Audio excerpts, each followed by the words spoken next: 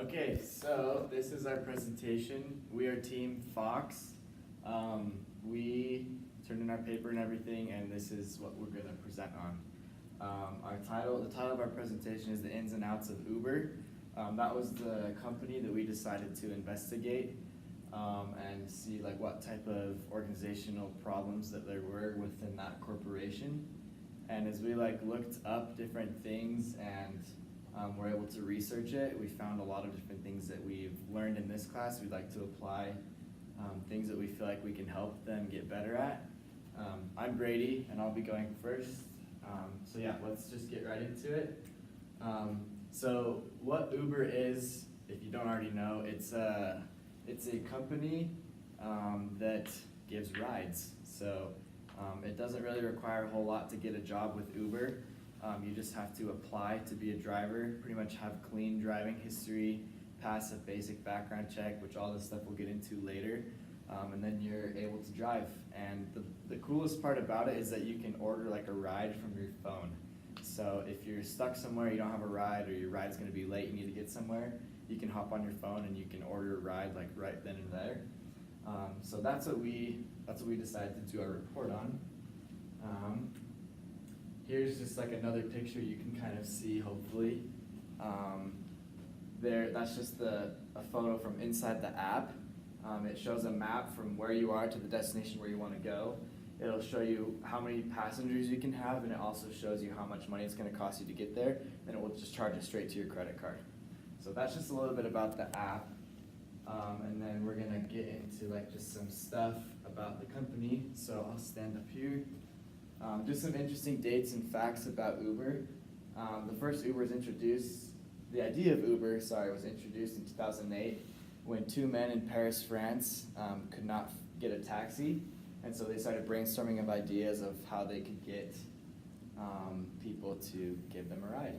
So in 2010, the first Uber ride was completed in San Francisco, California.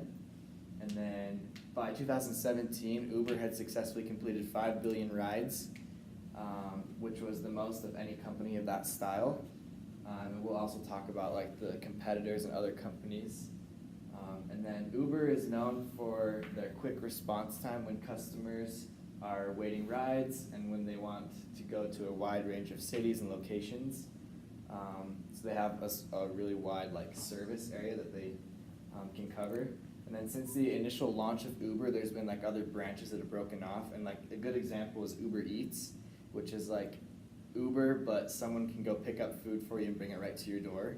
So they're starting to branch off and do different things with the original Uber. So yeah, that is just a brief overview of Uber, some facts that we found and different things that we wanted to introduce to you. So I'll give it over to Taylor now. All right. All right, so like you said, my name's Taylor. What I just want to go into a little bit, just kind of piggybacking off what he said, is just how Uber expanded so quickly, how it just caused a lot of growing problems. And I mean, oftentimes with a company, that's what you want. But what we want to do is just kind of address those problems and then kind of the consequences to them and what we can do to resolve them.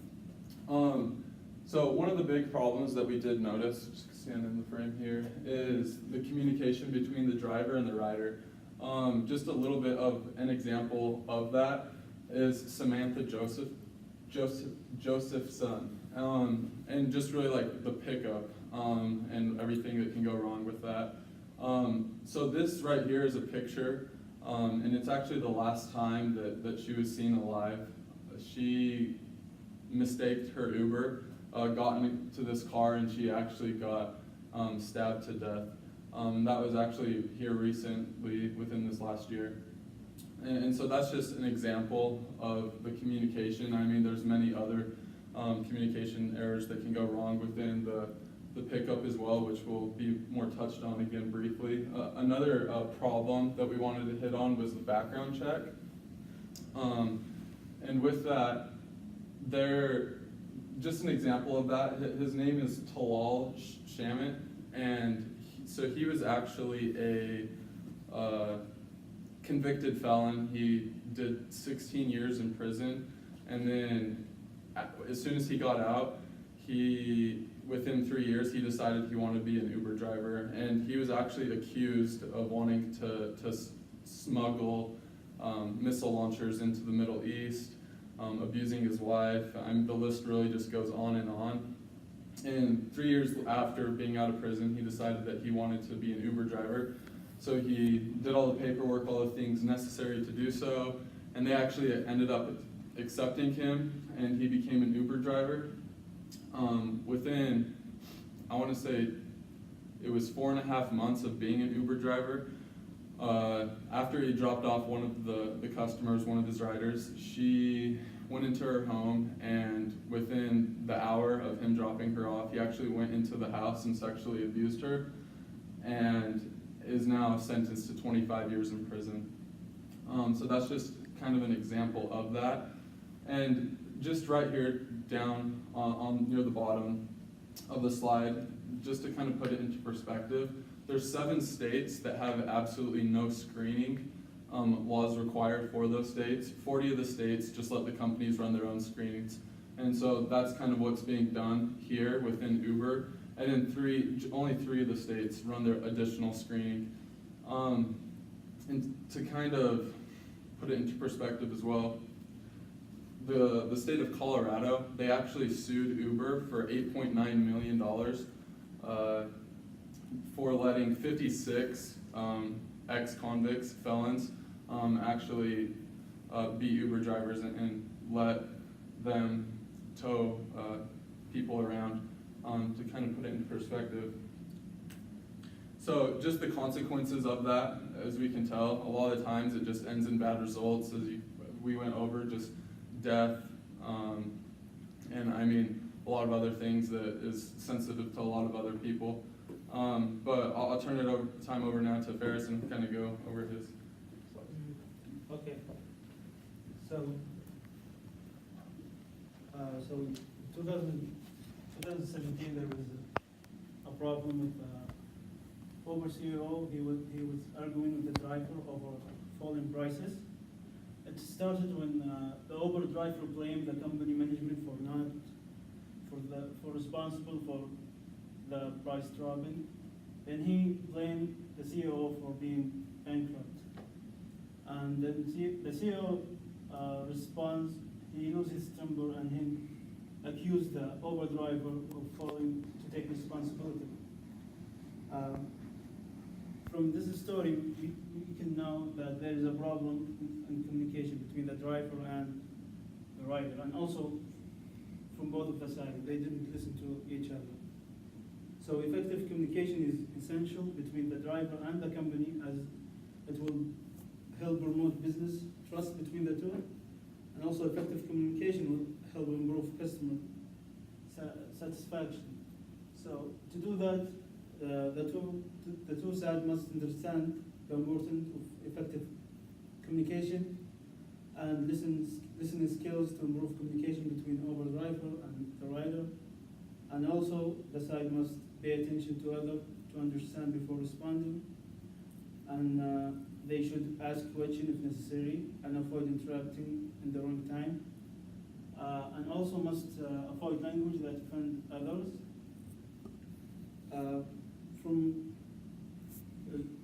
Choose an employee who understands effective type of communication is important, as they will promote effective communication. Employees with good verbal communication skills and ability will enhance effective communication and pass information to others without losing the main point. And also non-verbal communication, like tone and voice and visual expression, are also important in the workplace, as they will inform unspoken word. And now we can turn over to how to improve Uber. Okay, so kind of going off of what Faris was saying, I just looked up a few things of how Uber can improve. The first thing that we came up with was better background checks. So kind of like what was discussed before, there's been a lot of issues with ex-felons and different people getting jobs with Uber, and committing crimes during their time with the company. And so we kind of thought about just having more facilities, like actual physical facilities in more locations throughout the world. We feel like having actual people do the background checks in person will help really be able to see who these people are, who they're hiring, and get a better idea of the type of employee that they eventually will become. And so that was one of the biggest things. Yeah, like I said, lead to better higher quality employees and less accidents and incidents would occur if we did this. And then kind of like what Faris was talking about, just better communication methods. One passenger had this to say: live chat within the app with customer support would be great. Sometimes you have a quick question or need, but then you have to complete a support ticket and wait for a reply. If they had on-demand customer service, it would be a huge improvement that many users would appreciate. And so yeah, implementing this would relieve a lot of stress and confusion. Yeah, like we've talked about, the communication part is extremely important to both the Uber driver and the rider to make everything smooth and for the experience to be good. Let's see. So as far as scandals go, so we want to talk about Uber versus Lyft. They both have had some scandals, but from my research, the worst of it came from Uber. Right here it says Uber has had by far the most and worst of the scandals. Like mentioned in an earlier story, so the story of the girl that mistaken her ride to be an Uber driver ended up getting killed from it through miscommunication. There was also an instance where a rampant, so there's been a rampant culture of sexual harassment within Uber, and it led to a resignation of the former chief executive, Travis Kalanick.